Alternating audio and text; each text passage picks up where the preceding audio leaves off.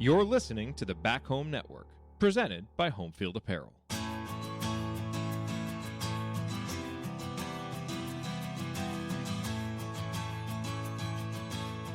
Right up Meridian, baby. All right, folks, welcome back to Right Up Meridian. Scott here with you. As you know, Right Up Meridian is part of the Back Home Network. Back Home Network is sponsored by Homefield Apparel.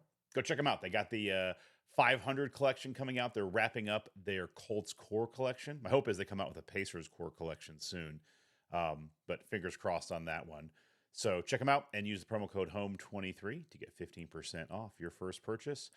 We have a unique show today. Tony and I were not able to hook up, but I'm going to do a virtual Tony. AI is all the rage, so the kids are telling me. I'm going to do a discussion with virtual Tony. Tony sent me some audio clips, so we're going to talk back and forth through that. Also, working to get Dustin Dopirak on the line. He is driving back from Milwaukee, so hopefully we'll talk to him here in a little bit. But first up, let's go to my virtual discussion with Tony about last night's ass whooping, last night's game against the Milwaukee Bucks. You know, it was really weird too, Scott, because I texted you in the first quarter and I tweeted it. The Pacers were really playing their asses off. They were defending well. They were getting up in the passing lanes. They were aggressive on the defensive end.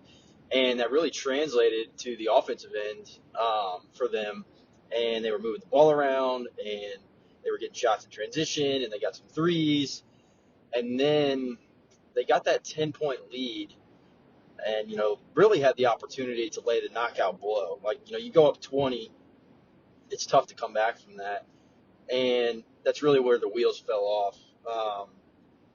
The Pacers bench unit really struggled with the Bucks.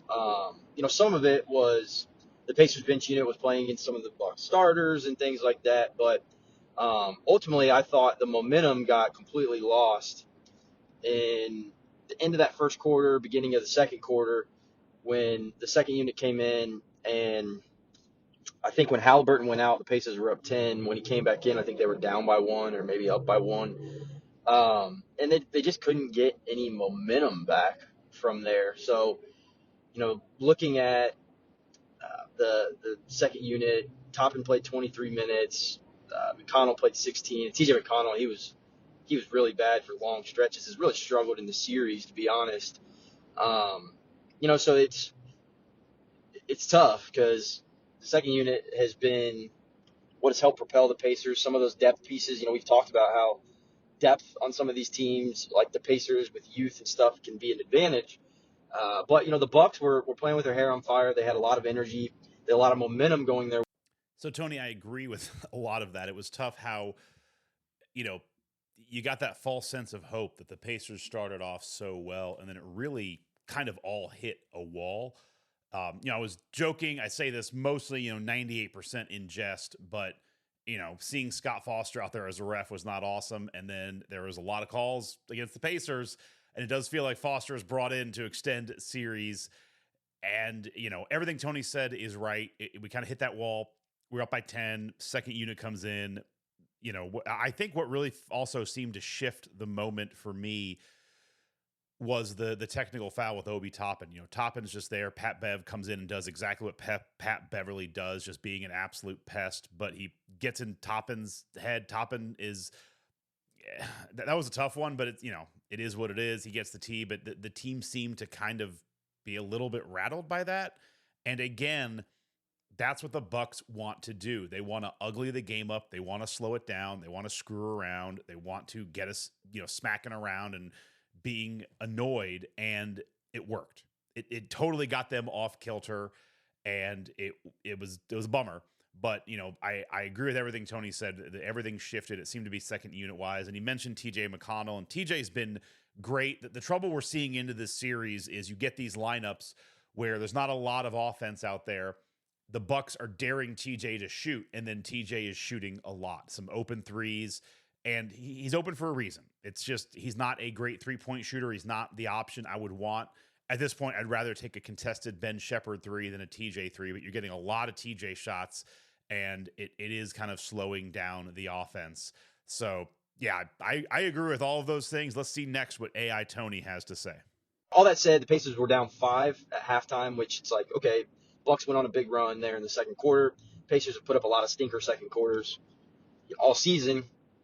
Well within striking distance, come out strong in the third quarter. The third quarter's been the Pacers' quarter all season, and put the series to bed. And obviously, quite the opposite happened. The Bucks score the first 10 points of the quarter, make it a 15-point game, and all of a sudden it's like, oh no, like they may really well lose this game. And so that was kind of the beginning of the end there. Then you look at, okay, the Pacers get it back down to 9. They make a shot. I want to say Halliburton makes a shot or somebody makes a shot, and Rick Carlisle calls timeout, and he comes back out with, it's about 6 minutes left, Pacers down 9 in the third quarter. He comes back out with a lineup of Halliburton, and then I believe it was Obi Toppin, Doug McDermott maybe? It might not have been McDermott. It was Obi Toppin, Isaiah Jackson, TJ McConnell, Halliburton, and Shepard maybe. And the Bucks immediately go on a 6-0 run, and that was about as close as I can remember the Pacers getting from there. I thought we had talked about, the Doc Rivers, Rick Carlisle matchup, and Rick Carlisle, we felt pretty good about where he was at. I do think Doc Rivers got the best of him last night, certainly. The Bucks made some nice defensive adjustments where the Pacers were really struggling with some of the Bucks switching defenses. And, ultimately Doc rode his horses. When the Pacers went to their second unit, Doc kept his guys in and was able to come back in the game and then ultimately get a big lead and extend the lead. So, I thought Doc Rivers did a nice job last night, and I thought the Pacers really just could never get the momentum back. And that's tough to get on the road, especially in a closeout playoff game. Tony, I think you make a really good point there. What's lost is it was a 5-point game at half. So it felt like, this massive run that happened in the first half. You're only down by 5. The game was still gettable. And I think the Doc Rivers Carlisle thing is fair. I think more importantly, it's just that Carlisle, has had 2 games now where he's had some interesting lineup choices, because you and I were both talking about that after game 1, that Carlisle really went deep into his bench and had some funky lineups.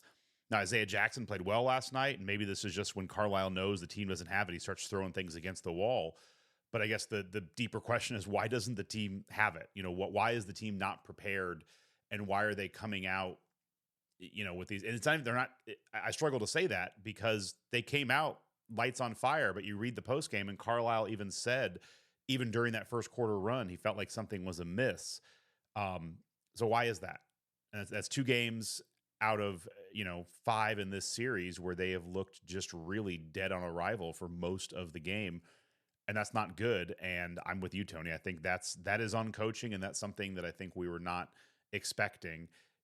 It's even more understandable in the first game where you come in, you're not sure, it's first playoff experience, and you just get punched in the mouth. This is, you've now had 3 games in a row where you have been able to grind this Bucks team down, run with them, and keep them going. And then you had it going, everything was going perfect, and then you just let it kind of all stop. And it did feel like the lineups got a little funky, and then they were never able to get it back. So it's disappointing, but this is where Carlisle has to figure out a way to turn it around, and he's got to outcoach Doc here in these last 2 games, because getting outcoached by Doc Rivers when you're up 3-1, that's a bad beat for a coach in Rivers who's known for losing 3-1 leads. The big picture is, the Pacers playing with fire now. They had an opportunity to close the Bucks out, definitely without Giannis, definitely without Lillard. Now you're looking into Game 6 tomorrow, recording this on Wednesday, and it's like, does Giannis play? Does Lillard play? You had an opportunity where you knew they weren't playing to close it out, and now it's kind of up in the air. I still think that it's not a huge concern to me if those guys did play. First of all, you're just inserting them in the lineup without any practices or any cohesion, which is tough to do sometimes. Second of all, neither will be 100% healthy, certainly, if they do come back. So, for me, it's not as concerning to me if those guys come back just based on what I just talked about, but it still is like, man, like it just seemed like an opportunity lost. Not to mention, if you still have the opportunity to win the series, certainly, you've got a closeout game at home, which is great. The other side of the coin is like, look, if you do win Game 6, that's fine and dandy, and great, you win the series. But they did have an opportunity to close it out last night, whereas the Knicks and or Sixers went to 6, so you would have gotten more rest than your future opponent as well. So there's that factor too. But big picture, again, got to agree with AI Tony. It is a complete opportunity lost. And everything you said is valid, and it was almost lining up too good. I was watching the end of the Knicks 76ers game. Tyrese Maxey hits that wild 3, and then the Sixers obviously win that game. And I'm thinking this is great. They're going to go to 6, maybe they go to 7. They're going to beat themselves up. We're going to get some time to rest. I'm already starting to think about this, and then it all goes away. And I wonder if the Pacers had some of that going on in their head. I know I'm going to step on a point that, future Tony's going to say, because I've listened to his whole audio clip, but, unfortunately, this is kind of what this team has been all season. They've had opportunities. If they just would have beaten the Raptors and the Pistons a couple of times, or the Bulls, they might have had the 2 seed, end of the season. They beat the Cavs in Cleveland, a game they were up and really close. Couldn't close that one out. They could have had the 4 seed. This season is going to be a season of missed opportunities, but it's also a young team, and that's what young teams do. Is they're not able. This is why it's not a 2 seed. They're not able to close things out when things are ready to be closed out. And the Bucks are, there's a lot of Giannis is not there, Lillard is not there, but there is a lot of championship caliber players on that team, and they have to be put out. And I just don't think this team is quite ready to do it yet.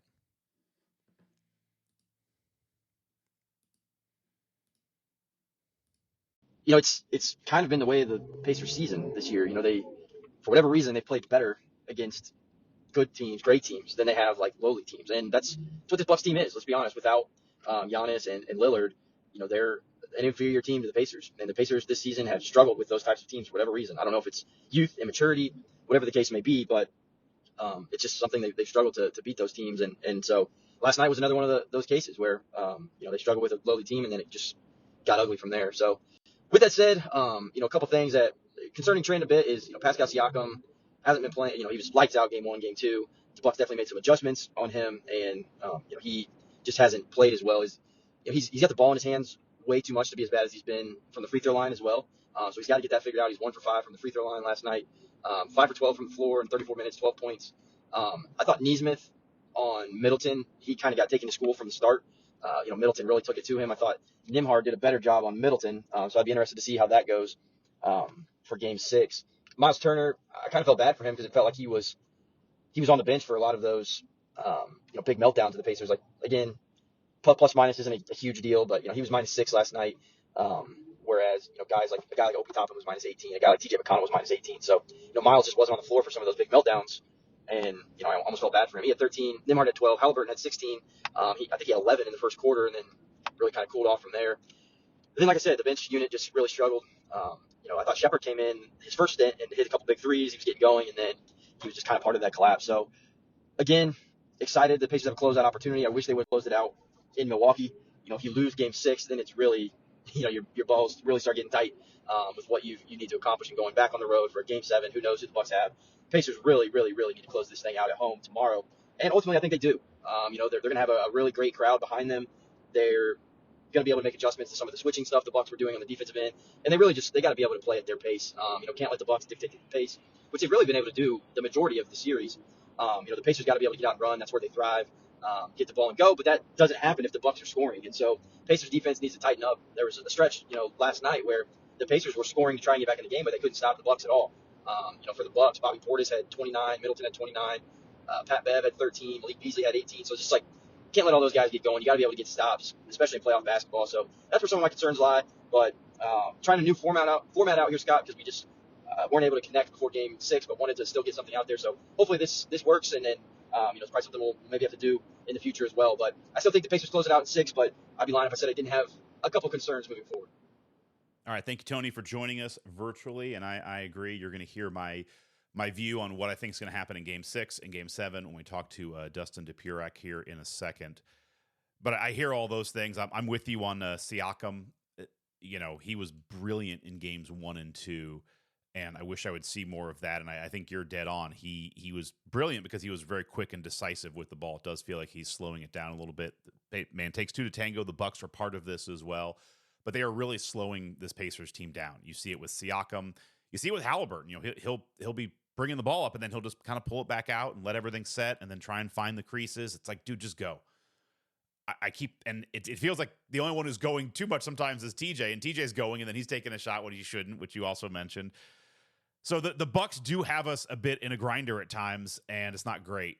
But yeah, I think you're right, definitely, Tony. If we lose Game 6, it's going to be, things are going to tighten up a lot. And we saw it in Game 3 when things tightened up for the Pacers. A lot of shots were missed. Thankfully, they got a lot of offensive rebounds, but it wasn't pretty. So yeah. Well, anyway, Tony, I appreciate you appreciate you joining. And now let's go to my conversation with Dustin Dopirak of the Indy Star as he's driving back from Milwaukee. All right, we got Dustin with us. I think we'll see if we record this or not. Dustin is driving back from Milwaukee. Sadly, tail between the legs, man. That sucked. That's just all there is to say. Yeah, it really did. I mean, it definitely, it was some shades of Game 1, but really just more poor execution than that. I mean, the fact that they started off well, 31 points in the first quarter, shooting 7 from 13 from 3, did a lot of things well in that first quarter. Bucks really did a good job of adjusting, and the Pacers didn't really adjust back. I mean, basically, I thought Milwaukee did a lot of smart things on defense, switches, mixing some zone in there. Doing a good job of doubling up Pascal Siakam and just basically making it hard to do whatever they wanted to do and just playing tough physical defense. And Pacers just seemed flummoxed by that. And so once they couldn't make shots, they couldn't get the ball in the paint, they couldn't do much else. And it just started spiraling, basically. You can't make shots, then it's tougher to get stops. When you can't get stops, it's tougher to score. And so just everything kind of built on itself. And, a game that they seemed like they were pretty in control of really got out of hand fast.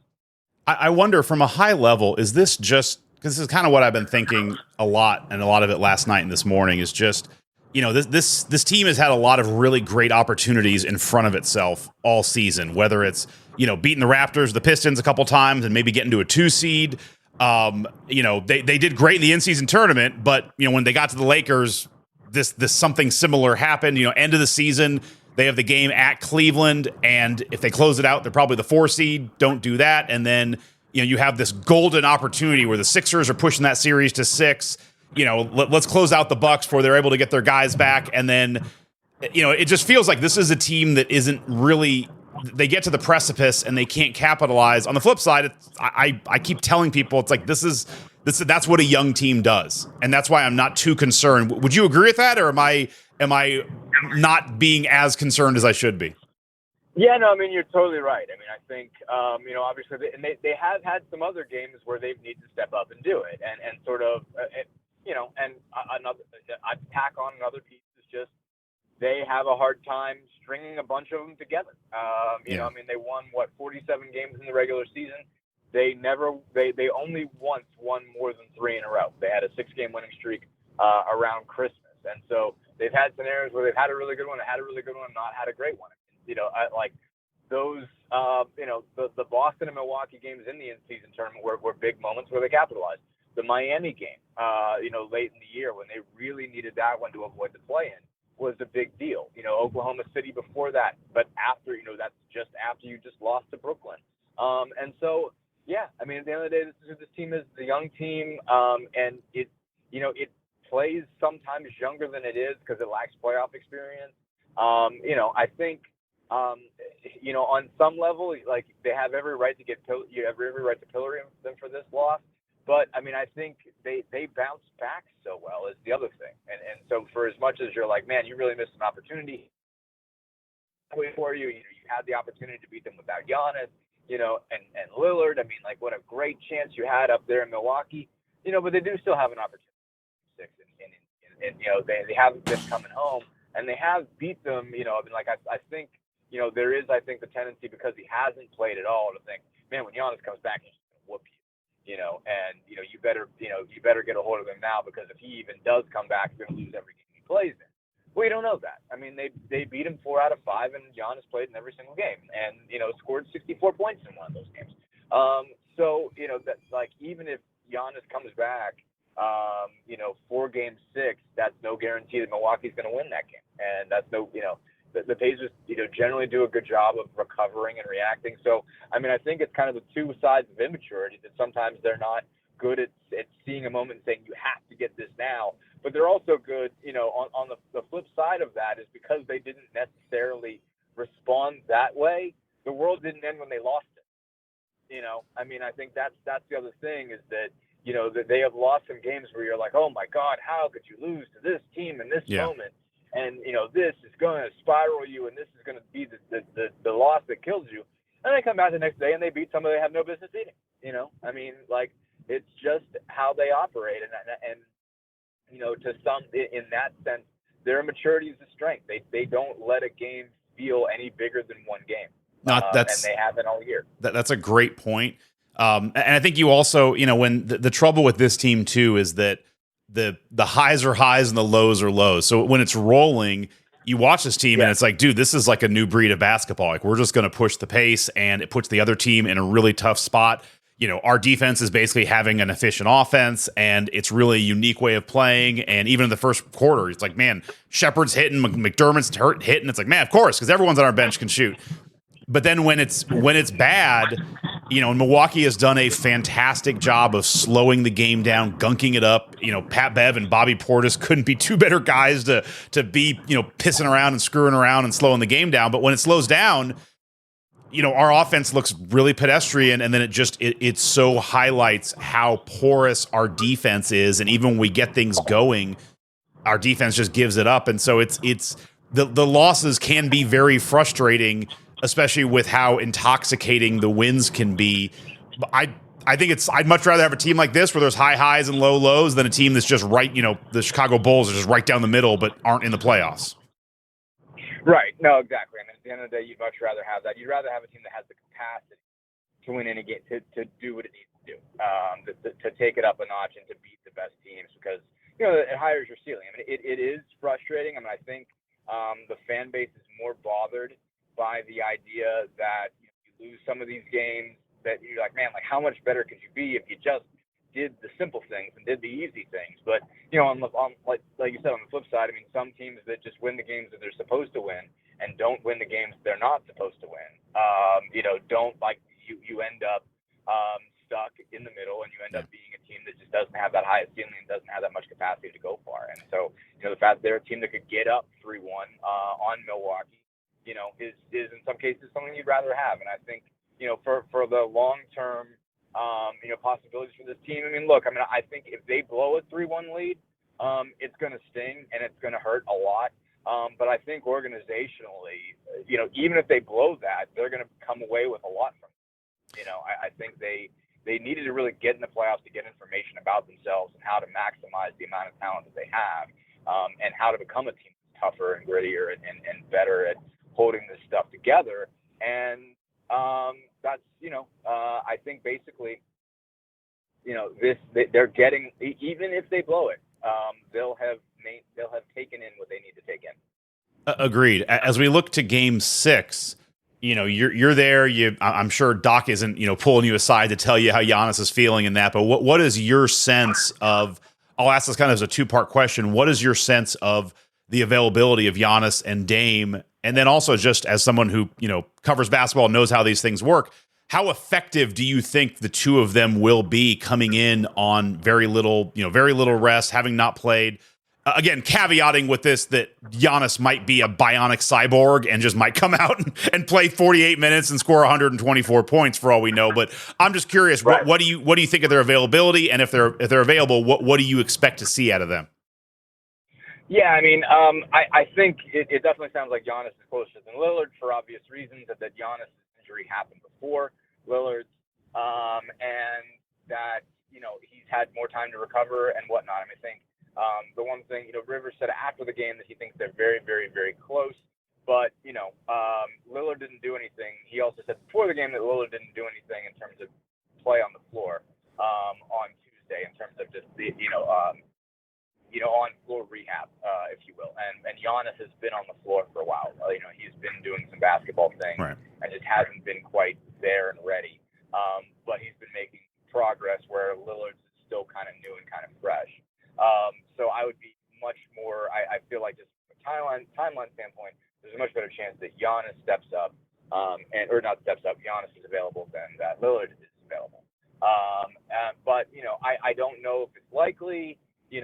I think you are still dealing with a huge investment when it comes to Giannis, and you can't be wrong. You really don't want a scenario where he comes in and blows out a muscle, and all of a sudden you're thinking about whether he can play next year. There is still a long game to be considered.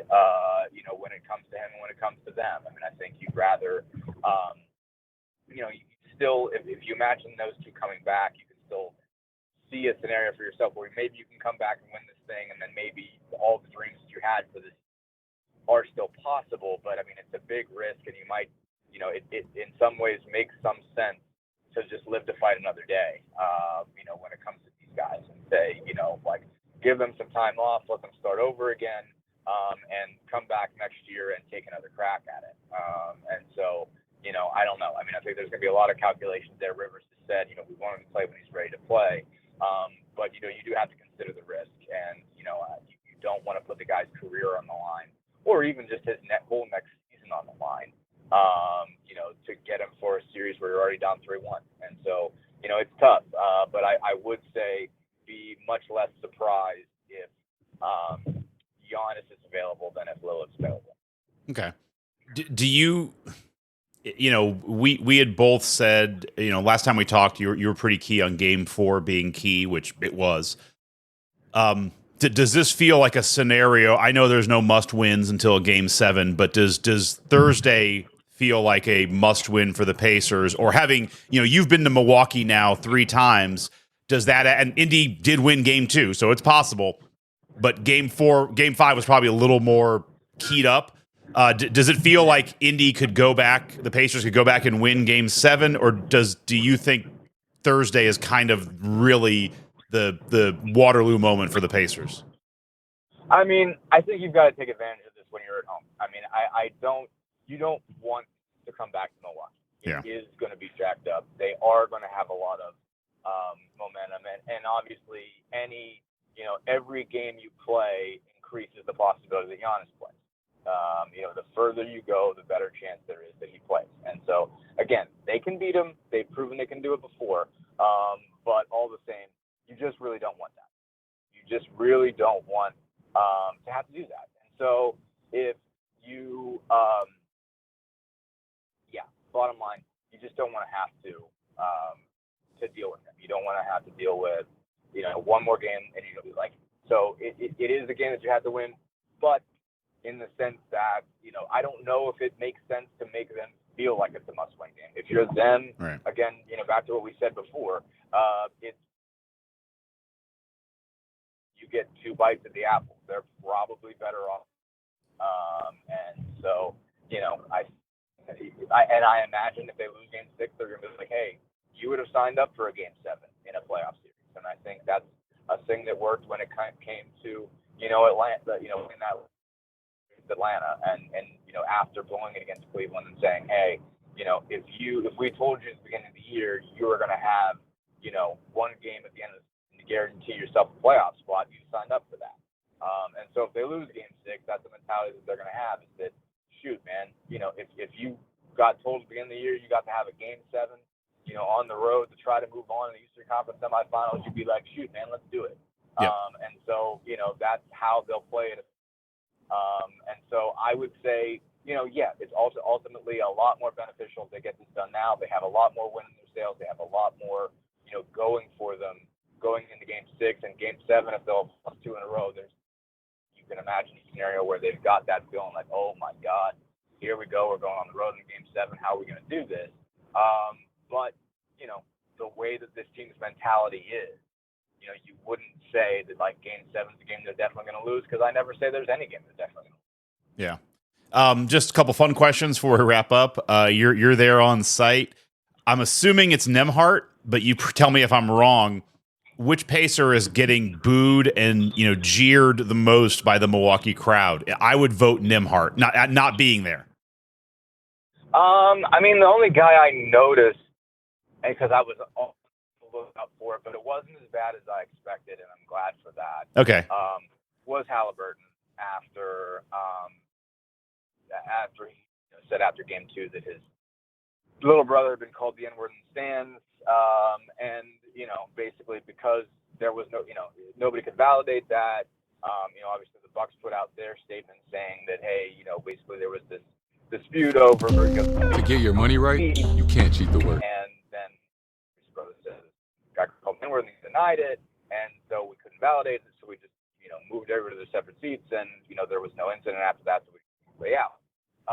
And so there were obviously a not small number of people in my mentions who looked at that as confirmation that it never happened in the first place. And so obviously nobody knows that. Nobody knows whether it happened, and Tyrese obviously stuck to his story, and we asked him about it again and said, hey, I'm not saying that means that everybody in Milwaukee is bad people, but, this happened. And I just wanted to raise that this is still an issue in our world, that people still feel this way and people still talk this way. And it's a problem that it sucks for my family.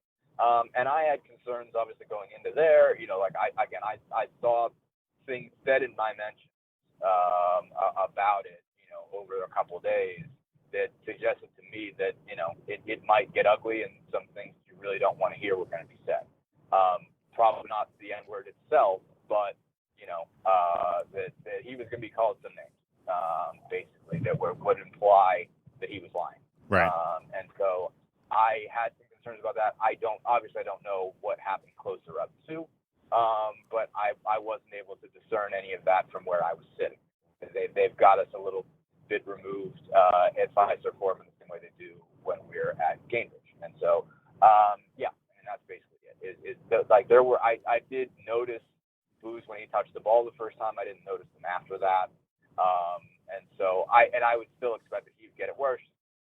The biggest name, and he's from Wisconsin, and a lot of there's obviously that adore him, and usually when he goes there, he's got a just huge crowd of his own people.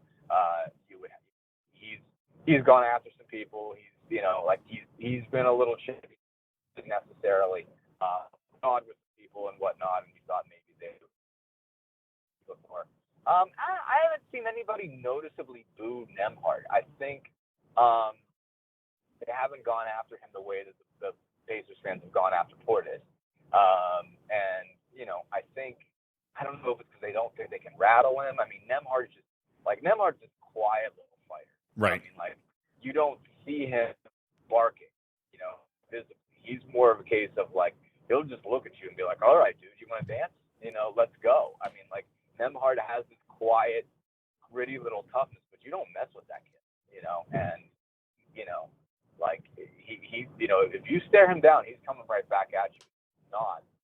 He's not afraid of anybody, and so, I think, I think maybe it's because he's not jawing, because he doesn't necessarily complain to officials. He's not as histrionic, as Portis is. And so I don't think he's drawn the same kind of boos, but he's definitely, I think the Bucks have definitely noticed, and they've barked at it.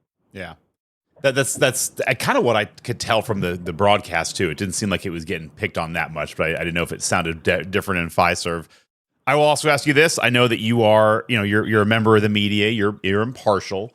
You're not a fan, but you're watching a team all the time. I'll answer it, but ask you. I think you might agree, but the player that you're kind of the most tired of seeing, and with the Bucks, once the series is over, it's who am I don't ever want to see again? For me, it's Pat Beverly. I knew this was going to happen. I've seen him play in the league for years. He does that stuff. I truly believe him, screwing around with Obi, getting Obi to give him get a technical that felt like that was a moment where a lot of the momentum shifted. Dude, it's what Pat Beverly does. He drives me up a tree. And I don't want to see him again. He's just an absolute pest. Good at what he does, but just no fun to play against. I will be very happy to not see him again in a 7-game series. I'm curious for you. I mean, that if I were a Pacers fan, that's who I'd say. Yeah. I don't, I can respect it because I don't have to deal with it. Right. I respect pests because, and I say this, I did not play at any considerable level. I mean, I didn't make a single school team ever. But in my pickup and rec league, like little kid rec league days, like that too, I was annoying. I was an absolute unnerving pest. And so guys that are pests, I have some respect for. Now, Beverly's at a different level because Beverly talks a whole lot more and is substantially more arrogant than I ever was. And so Beverly doing the too small thing on Halliburton was really something. That was, man, and he was also very, like, his whole, very deliberate about it. Yep. Too. So I could see being driven absolutely crazy by him. So I think that, I mean, the Pacers will certainly, if they do move on, they'll be very happy not to deal with him. He's been a real pest on defense. He's been a pest on offense, getting downhill and creating for others. And so, again, like you said, I mean, like the thing with Obi was really, I mean, I'd be like, what are you doing, man? Like, you don't get to do that. You don't get to reach around me. Right. Like, and so I get why Obi was like, get down, get away from me. Because it's just like, man, like you don't get to do that, you know. And so he shouldn't have. I mean, I think Bev should have been called for something, where I thought it was fair for Obi to get it. He was clearly, a justified technical on Obi's part. You also can't shove a guy down the floor, but I would be if I was Obi, like, come on, man, that guy doesn't get anything. You can't do that, And so I don't know. I mean, I thought that should have been double checked, but yeah, I mean, if I'm the Pacers, I would have been very tired of that. Yeah. Well, I'll get you out of here on this. It's such a typical question, but it's got it no other way to end it, but I'll ask it in a fun way. Do you think this weekend you're driving back to Milwaukee, or are you getting a weekend off and getting ready to go to Philly or New York? I'm going to say they close it out, just because, again, the biggest thing for me is their ability to put bad performances past them. Yeah. Like, for as much as they are they're a tough, like, for as much as they are an inconsistent team, for as much as they are a team that has not built its playoff medal yet, they are very capable of saying, hey, that was just one basketball game. We get to play another one. We'll move on from that. We're not going to let that haunt us. We're not going to let, that make us think that we're worse than we are. That we're not going to make that think that we're, in worse shape than we are. We're just going to go out and play the next one and win. And, I think they're capable of summoning that. And I'm going to say that they will. With the home crowd behind their back, they're going to be in good shape. But I am going to guess that Giannis won't play. It's a non-zero chance that he does, but I'm going to say he won't. Yeah, I tend to lean with you. I think they can put this behind them. It's just the Bucks have done such a good job of slowing this team down, and I know it's what Bobby Portis said, so I don't want to say front running, but it definitely this is an offense that needs to be running downhill. It's like they need to be going, they need to be firing, they need to be up by a couple points. And so I am worried if it gets mucked up. That's the quiet thing about that game 3. It's what's been interesting with the series is most of the games have been blowouts except for game 3. And when it was tight, both teams looked terrible. I mean, the Pacers missed 4 shots in a row, but the Bucks also couldn't get a rebound 4 times in a row. It was kind of who could, do things the worst, the least. I'm just very curious to see if the Pacers are able to put the Bucks completely away.